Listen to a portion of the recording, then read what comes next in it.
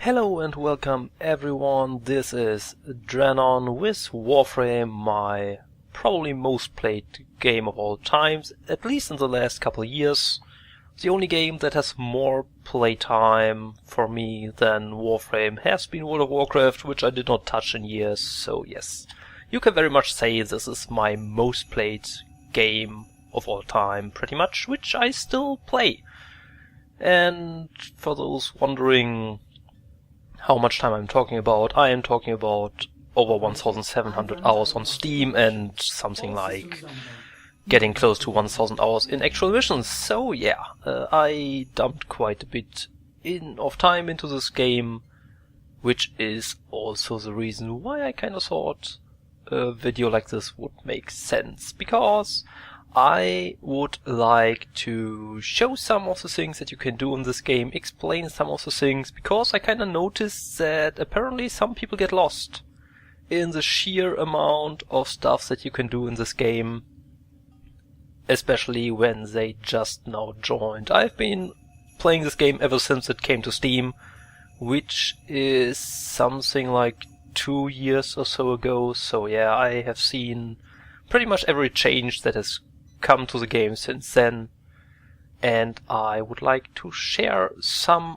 of that experience with everyone who's new and everyone who's interested in hearing that. So I will start off with a little tour through the Liset, which is your ship that you will have right from the start. There is 2 other ships that look slightly different and also do different things in missions, which I will talk about later. So yeah, I will start with a little tour. I will not go into everything in detail right away. I will talk about all of the little things and details and what you can do with the various things all on their own, so that everything gets talked about, at least for the most part, and so that hopefully everything is clear.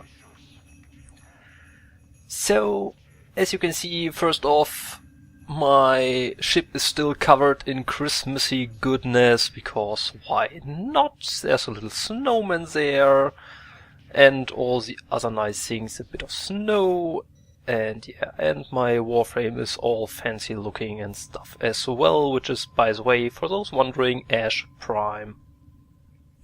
So when you first start off the game, you will not have too much in this ship. If I recall correctly, you get the first console, and you get the consoles as you progress through the first initial quest, which would be War's Prize, and I will talk about quests in a bit when I get to the console where you can access those.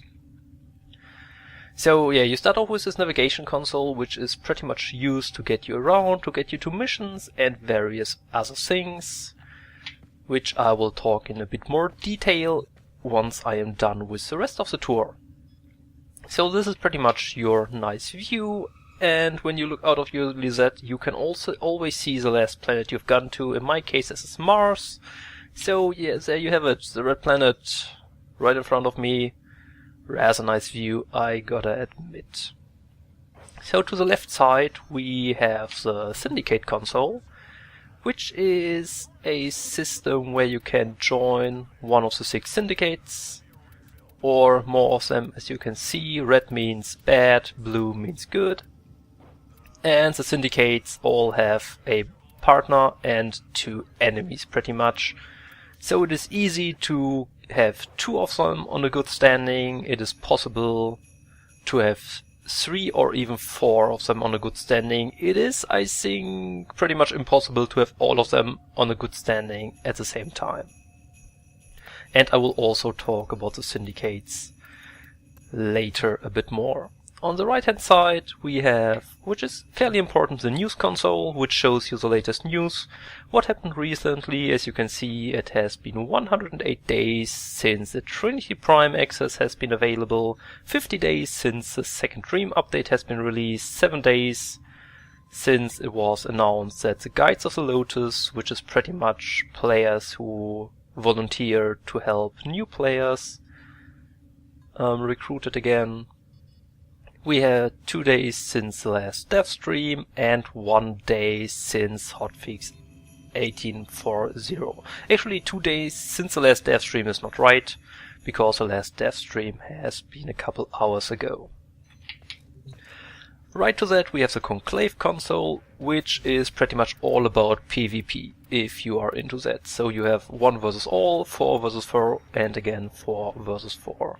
I don't really play Conclave. Conclave is, as I said, PvP. I'm not too interested in PvP, and to be honest, from all I read, the PvP in this game is not too well fleshed out as of yet.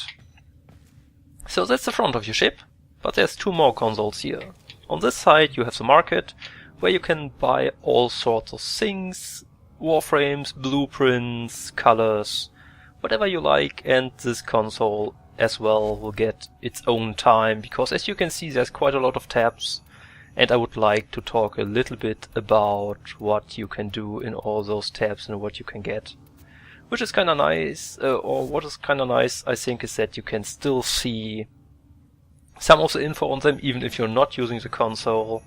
So the market will always show you the last featured deals pretty much and what you have there. Like currently it's rotating through the Trinity Prime Access, the Trinity Deluxe skin, which has just been released yesterday, and the Distracer Finesse pack, which is for a new weapon that was released last week.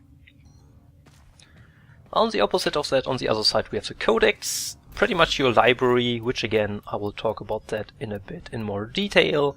It gives you all sorts of information about the universe, of the warframes, the weapons, the enemies, mods. Training pretty much contains tutorials in text form if you like a bit more info about some of the things.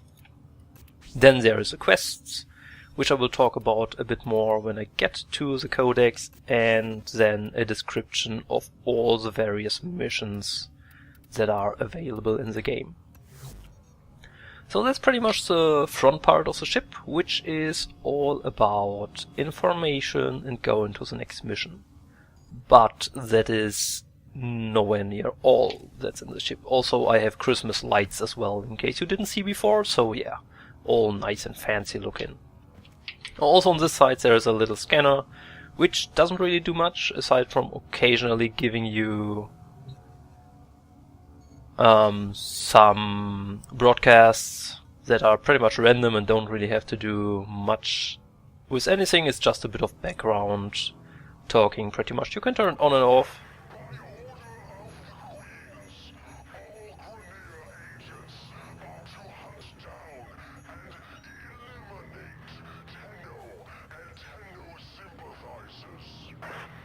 As you may or may not have heard, so yeah, they are just talking about stuff, complaining pretty much. For the most part, I think it's Granier, one of the factions that you will fight in the game, that are talking about various circumstances and usually complaining about us ruining everything. So because that's what we do, and if this stuff gets on your nerves, you can just turn it off. That's all fair. I personally usually have it on because I don't listen to it anyway. So, the back part of the ship, which is not quite the ship anymore, which is actually the orbiter, which stays in orbit. The actual ship is only this part up here, which will get you to missions and all. So down here is where pretty much everything connected to your gear is. You have various consoles that again you will unlock as you go through the initial quest and some of the extra quests. On the left side you have the mods console, which lets you do all sorts of things with the mods, which again, there's more detail on that at a later time, later in this video, because there's a lot to know about mods in general, and as you can maybe see by the numbers, there's a lot of mods to connect. How you get mods, I will talk about that later. And also here's all the different kinds of mods that you have, with all those little symbols, depending on what they are used for. On the opposite of that, one of the most important consoles, probably the Foundry, where you can forge your new gear. You can buy new gear right off the bat for cash pretty much in the market, but you can also build that. And how you do that, I will again talk about later as well. So yeah, Foundry, very important. This is just a... well, not really the image, it is my actual Sentinel that I'm using. Sentinels are companions, little robots that fly around you in your mission and support you in one way or another. There's various kinds of Sentinels in the game, which I will talk about a bit when I get to that point. So yeah, Sentinel over here is my incubator, which you will unlock in a separate quest, which is pretty much used to breed your Cubros, which are space doggies, which I can really quickly show you because they are all cute and fluffy and all that, and I can't find the one that I actually want to get out of stasis. There we are. So let's remove Silas from stasis. What you see right here is an egg that you can breed if you want to. I don't really need to at the moment because I have every breed possible and I'm happy with that. So that would be my current one, or more my first one, which is still the one that I use the most. There's various kinds of them, which I will again talk about a bit more later. And of course you can pet them, which is not just for the fun and not just looks cute. It actually has an effect on them as well.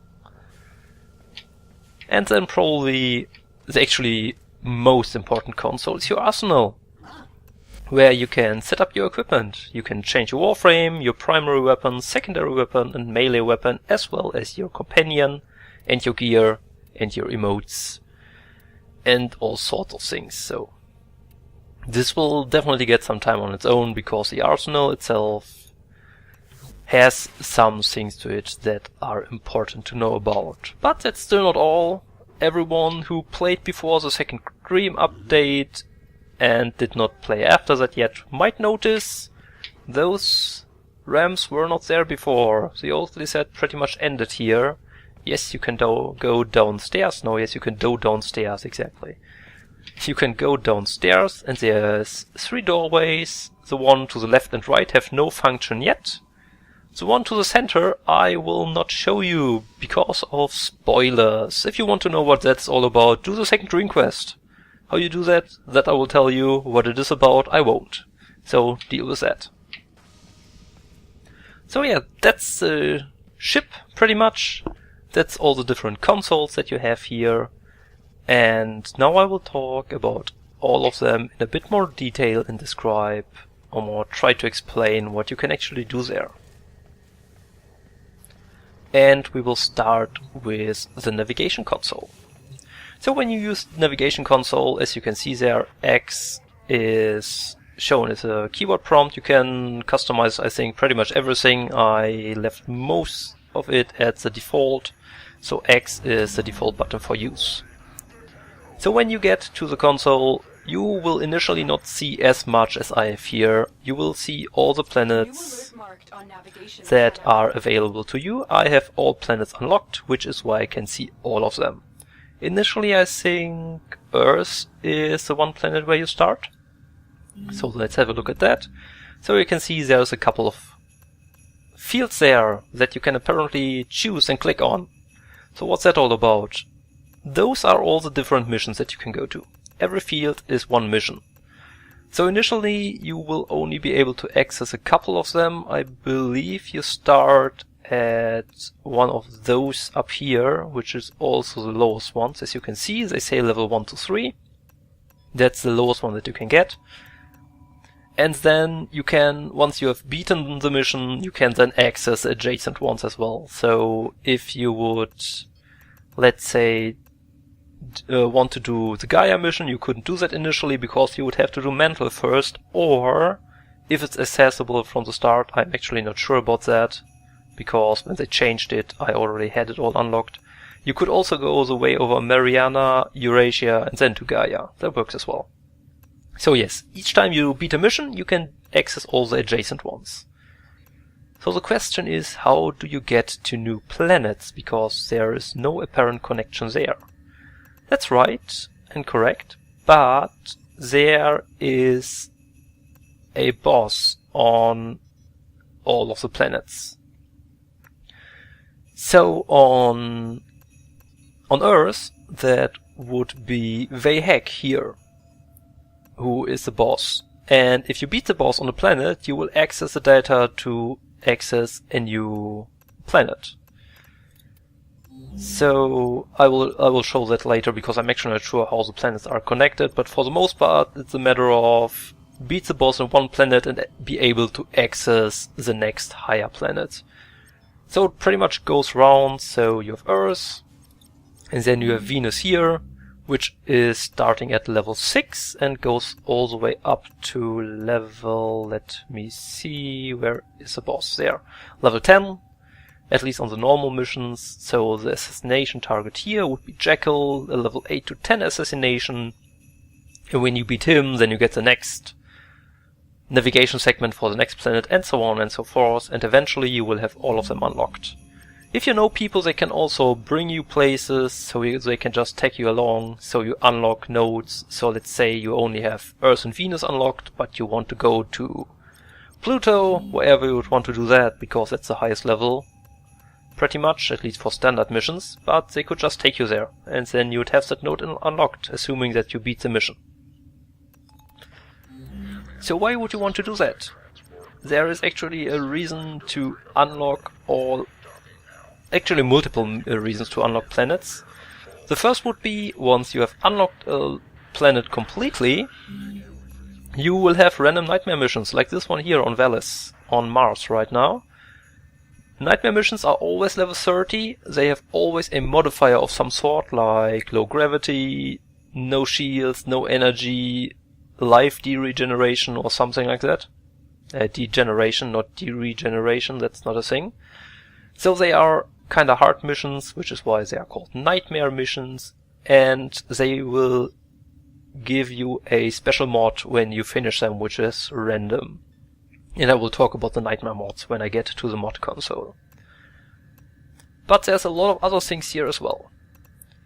For example, there are those dark sector missions on all of the planets, which were initially meant to be like contested by clans, which are pretty much guilds made by players with multiple players, but it kinda didn't work out as the way they thought. So right now I believe this doesn't really change anymore. So what it basically is it is a good way to gain additional resources and experience and stuff. Because if I click on that, yes, you can see this clan has defeated another one, so I just click on continue, and then you can see that right now they're actually challenging them. So... no, they're not. Sorry, I'm talking bullshit. So I could with my clan try to challenge them, which would be stupid. Otherwise you can just launch the mission, which will give you extra credits, extra items, or more extra loot, more experience, and again, more experience. So you'd actually get more from this mission than on any other mission on the same planet. But there's still more about this than just normal missions. Like this one here. You might notice it is a nice bright red. So that means there's actually an invasion going on at the moment. So what is this all about? There is overall 5 factions in the game at the moment. There is the Corpus, there is the Grineer, there is the Infested, the Corrupted, and then there is Sentience. So every once in a while, the Grineer and Corpus fight over one of those mission nodes, and when that happens, you can decide to join one of the sides. So let's go to the Sylvanus mission here to show you. So when you go to one of them, you can choose what you want. You can either go to the regular mission, which is the mission that's usually on that node, or you can go to the conflict mission, which in this case is a Grineer offensive, which means the Grineer are actually attacking. So when you choose that, you have to pick either side. In this case, you will fight together with the side that you choose. And why would you do that, you ask? Well, you get rewards. So in this case, if you do 3 missions for the Grineer, you would get 3 detonite injectors, which you need to craft certain gear. Or if you side with the Corpus for 3 missions, then you will get 25,000 credits, which is not bad either. It really depends on what you need at the time. And no, you cannot get both, because if you gather points for one side, then you will lose points for the other. So don't even try. you can't get both rewards, you have to decide with one of them, and then once the offensive is resolved, or the conflict, then you will get your reward. Currently this is on 53.3%, which means the Grineer are pushing towards the corpus. Once an invasion reaches either 0 or 100%, it's over, and you will get the reward that you chose, assuming that you did 3 missions. There's another kind of invasion which I will show you, which is easily accessible over those items up here. So this fist here indicates that there are invasions going on. At the moment there's 3 of them. One is the Grineer offensive on Mars. So the Grineer are attacking, so that's Grineer versus Corpus conflicts. But there's also those green ones. Grineer and Corpus nodes are always red or blue. But there's also those green missions. That's the case when the infestation actually attacks. And they will pretty much infest a system and then spread out until only, well, usually it's an assassination node that is left then. And once that's beaten as well, this invasion will be completely over. What you do here is, if you would choose that, the infested outbreak, you have infestation versus, in this case, the Grineer, and you can only support the Grineer. You cannot fight for the infestation. The infestation is pretty much the only solely, well, not the only, but it is a solely evil faction, so you can only fight against them, never with them. So if you do 3 missions for the Grineer here, you would get in this case a mutagen mass, which again is needed for crafting special or certain items. So that's what that is all about. So yeah, at some point the infestation will start, and then it will spread out from one node until it reaches the assassination. That's usually when it stops spreading, at least from my experience, and then all the nodes have to be brought to 0%, and then it's done. The assassination is a special case, because it actually replaces the boss at that node. So for example, here on Saturn, on Tessis, there is usually a Grineer boss, but at the moment, for as long as the invasion is here and as long as the infested are there, it is replaced by an infested boss, which would be Forit, which is like a big, infested, ugly-looking dog-like thingy. Which again is not unimportant, and I will talk later about why that is not exactly unimportant. So here would be another nightmare mission that you can do. And you may have noticed that on some nodes there is other symbols as well, like up here. Now, once I am able to handle the map properly, you can see this little wing symbol, which indicates that this is an Arcwing mission, which is another game mode. Pretty much space flight. You fly around in space and shoot things at high speed and beat them up with pretty much giant weapons, and I will show you some of those later when I get to the arsenal, because there you can actually equip it. A rather fun mode, not quite as developed as the rest of the game, but also still a fairly recent addition, I guess you can say, and still being worked on, and also still being expanded. And there is yet another mission. As you can see, there's a lot of stuff to keep in mind for this. So there is those symbols that you can see here, and they are having yet another color.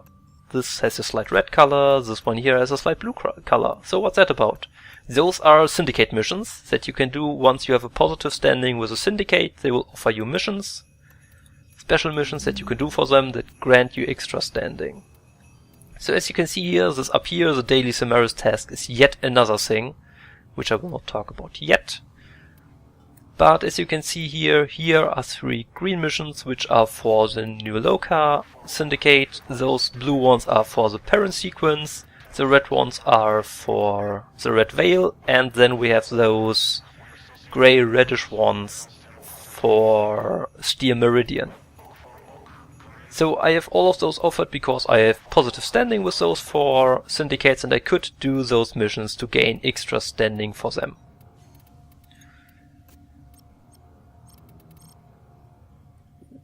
Yeah. Sorry, lost track of my thoughts there for a second, but now I'm back on it again. But that's still not everything that you can do here. So we had the normal missions that you can do, we had the invasions that you can do, the 5th tier, then we have the Syndicate Missions, which are represented by this hexagonal item up here. And the easiest way to look at them is really just have a look at this bar up here, because otherwise they're a bit hard to find. There are those symbols above the planets. For example, if I were to look here at Europa, there you can see this is Red Veil and the left one is Parent Sequence, so there is a Red Veil and a Parent Sequence mission on there, and if I check that, I can indeed see that yes, here is a Red Veil mission, and over here is the Parent Sequence mission. So that's one way to look at it, but personally, I think the tab up here is just great to have a quick look. You may have noticed that there's more symbols. On the left here is this exclamation mark warning thingy, which signals alerts. Alerts pop up randomly and have higher rewards than normal missions. For example, this one here on Cupid Uranus is an extermination mission, and when you do it, you get an extra 8,600 credits, which is more than your normal mission. Down here is a fairly important one actually. It's a so-called Gift of the Lotus, a Gift from the Lotus alert, which will occur after every death stream, which happens every 2 weeks, if I recall correctly, on a Friday. And why those are so special is, first, normally alerts last something between 30 minutes and an hour, but those actually last for 24 hours, so you have a whole day time to do it. You can only do it once. But it also gives you either an Orokin reactor or an Orokin catalyst, which is needed to improve your gear and which, aside from alerts, can, if you're lucky, can be acquired from invasions. But other than that, you can only buy it for cash or if you have traded enough to actually afford it. So those are fairly cool because they enable you to get important items without having to spend money on them, which is awesome. I simply love that they pretty much give you everything you need in the game for free if you are patient. If you're not, well, then you might end up buying a couple things. I guess I did not buy a single item. All I spent my money on was slots to have more items and cosmetics. Lots of cosmetics, I tell you. And then there's one more item here on this tab, which is for the Sorties, which is really high level stuff. As you can see here, level 50 to 60, 65 to 80, and 80 to 100. Those missions also have special modifiers, as you can see here under conditions. And what they're good for is, first, they provide you with a bit more of a challenge. And second, when you have all three of them done, you get one item from this pool, which is to some extent the only way to acquire those items. Like, for example, at the moment it's the only way to get the Carrack race parts to forge that. It's the only way to get a legendary fusion core, which I will talk about fusion cores when I get to the mod console. It's the only way to acquire lenses, which I won't talk about because it would contain Second Dream spoilers. And it's the only way currently to obtain NASA, which is a recently added Warframe. So if you want that, you either buy it or you do sorties until you have it. And you can do the sorties once every 24 hours.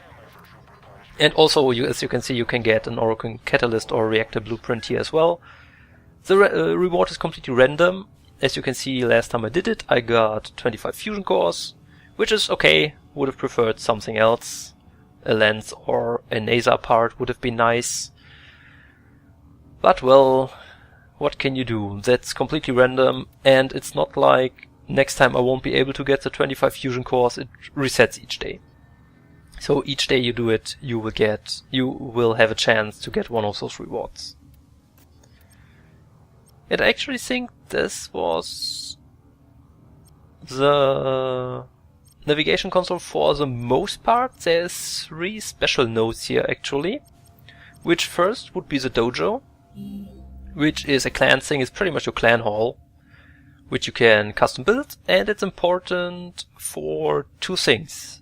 You can put up a console within the dojo to trade. So it's the only way to do player-to-player trading aside from the bazaar, which has been recently added.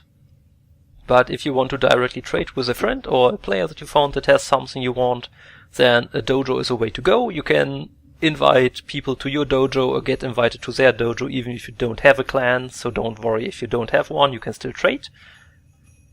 But which is a much bigger thing is there is clan-locked weapons and warframes. So there's a bunch of warframes that you can only get if you are part of a clan, and same goes for weapons. There's actually a fairly huge amount by now that you can only get that way. Why that's important? Well, I will tell you that when I get to the arsenal. This actually, I think, was it pretty much for the navigation console. So as you can see, this alone has a lot to it, a lot of things to watch. There's a lot to do here. For example, well, Neptune is not necessarily the best example, but let's look at Uranus. As you can see, there's a lot of missions. But what I also want to say is they are working on a remake of all of this, because the problem is that most of those nodes are pretty much empty, because no one is playing them. So I'm currently set to friends only, so only friends can join me.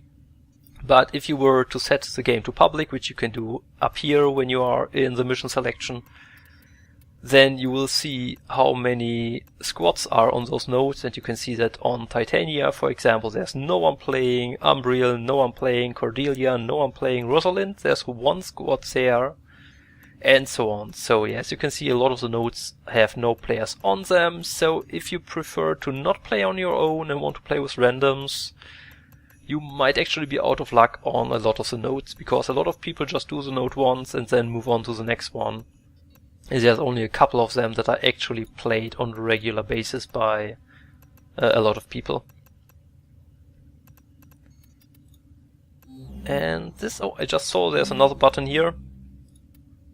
On the bottom right. There's extractors as well that you can build.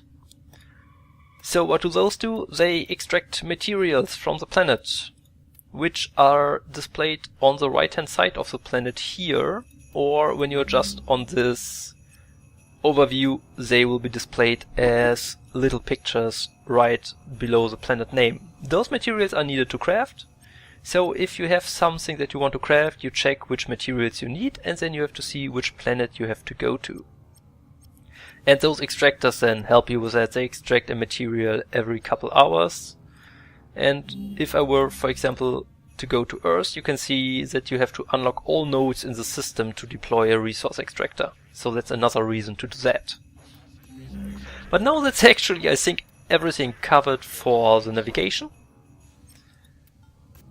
And I hope that this was at least somewhat helpful, which is also nice. Every alert you can see without even activating the console. They are shown right there on the display, so that you don't even have to look directly at it. If you're just looking for alerts, just look there and you will see what alerts are currently up. So that's it for the navigation console, and in the next part I will talk about the market and the codex, and then we will go to the bottom part of the ship, or more of the orbiter, and talk about mods, weapon production, and more importantly the arsenal, where you can do all sorts of various things with your gear. And when that's all done, I will show you how all this comes to play in an actual mission. Yes, there are those too. You're not just standing in your ship all the time. So I hope this was kinda at least a bit helpful for you. And I hope that I will see you again in the next part of this, I guess you can call it, tutorial series for the Warframe. I hope you enjoyed watching. If you did, feel free to leave a comment, a like, and don't forget, if you don't want to miss the other videos, to subscribe. So, hope to see you again next time. This was me, Drennon, with some Warframe. Have a good day. Bye. Good job, me managing to forget something within like 2 minutes. So maybe remember, I was talking about like there's more than just the planets, and then I pointed at those 3, well kind of 4, but Phobos is just in the way of it. I pointed at the Dojo, the Void, and the Derelict. Then I explained the dojo, then I went on and talked about Extractors and kinda forgot to talk about the other two. So what are those two about? The Void and the Derelict, kinda as well as the dojo though, are special cases because you need keys in order to access them. That's even true for the dojo.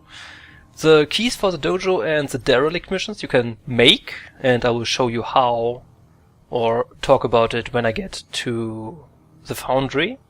The keys for the Void, though, you have to find. So, there is, again, I will show you the Derelict map real quick. Shut up, Ortis. So there's various missions here, and you can craft those with materials that you find. I will talk about those when I get to the foundry, and this is the missions that you have available in the Derelict, which is kinda old, forgotten Void kind of thing as far as the tileset goes, which is another thing that I didn't talk about. All the planets have different tilesets, and within those tilesets all levels are randomly generated. So there is different rooms available for each tileset, and those are randomly connected throughout the mission. So doing the same mission twice will not give you the same level twice. Definitely not. You will find rooms becoming familiar fairly quickly, but initially there is even some rooms where you might get lost, because some are really fairly huge and almost labyrinth-like. But yeah, so all the planets have different tilesets that fit the planet. Like Earth is like all overgrown jungle-like. Mars is, I think, actually Grineer ships for the most part. No, never mind. It's varying depending on where you are. I am not doing a good job. Let's try that again. I am not doing a good job at this. So basically what the level looks like, you can see with this little icon to the right. So for this mission, Hellas, for example, you see it's a mobile defense against the Grineer level 6 to 8, and on the right hand side you see it is Mars planet surface. If you were to go to Arcadia, then you can see that's a Corpus ship. And I saw a Grineer ship somewhere here, I'm fairly sure. Or not. There. The Arvel mission is a crossfire mission, which means Corpus versus Grineer, but it seems to be on a Grineer ship, and so on and so forth.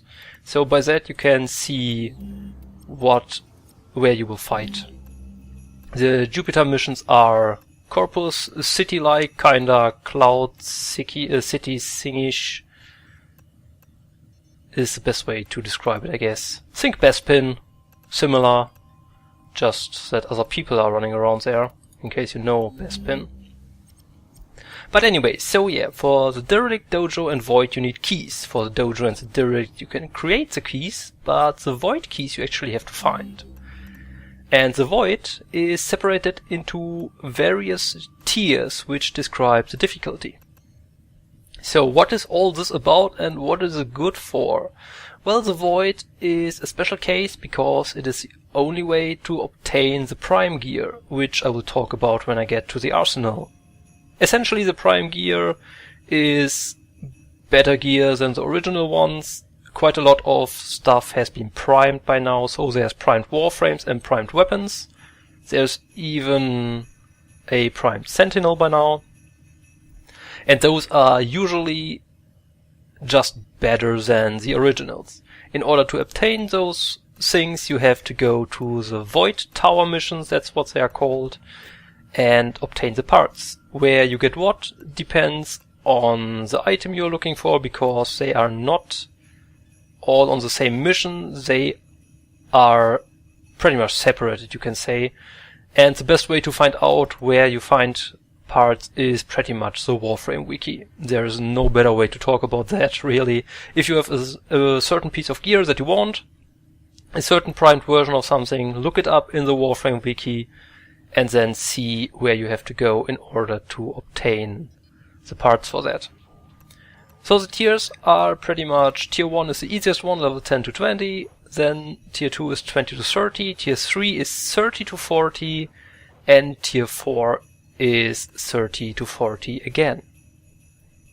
Now you might wonder, why is tier 3 and 4, and by the way I say tier because that's kinda how I got used to do that. I think the first time the word tier for kind of the stage you're on has been used widespread is kinda World of Warcraft, I guess, but yeah, tower can be shortened to a T, so Tower 3 would be T3, and that's fairly quickly becomes Tier 3. But anyway, so what's the difference between the two? Well, the enemies are the same level, yeah, but the enemy also do way more damage in a Tower 4 mission. And like, way more. If you don't watch out, you die within a few seconds there. So, that's as far as the missions itself go and as far as the purpose goes. So how do you obtain those? You get the keys either as a login reward, some turn up as an alert reward, so when you do the alert then you get the key. But usually you just get them by doing the so-called endless missions. And I will talk about that, about those at a later time, but essentially the endless missions are defense, survival, interception and excavation. In all of those, you can fairly easily obtain additional void keys. And another way to obtain void keys is also the syndicates, because at some point you can hand in your reputation and get a bunch of random void keys for that.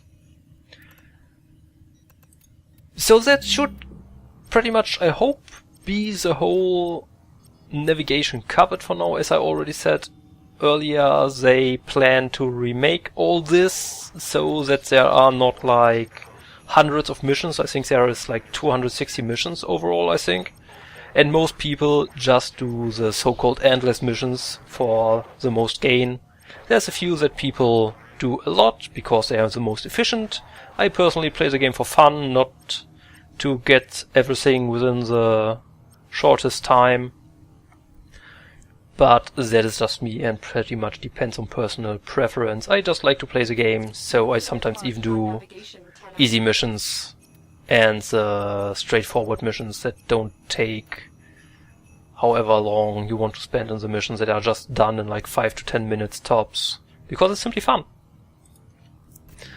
So yeah, this was the whole navigation now done for good. As you can see, a couple more alerts popped up. The gift from the Lotus is still there. I will do that in a bit.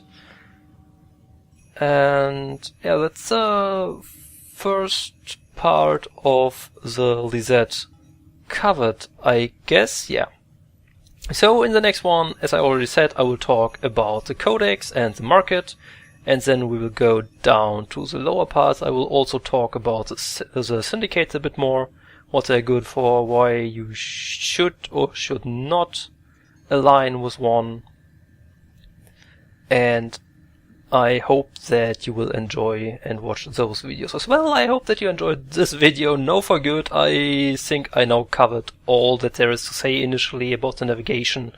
Everything else you will probably figure out by yourself. If not, there's a lot of helpful people out there. You can always use the chat and just ask there, or go to the forums, or just experiment a bit. I mean, really, as long as you don't sell an item accidentally, there is nothing to lose for you. Honestly, like nothing.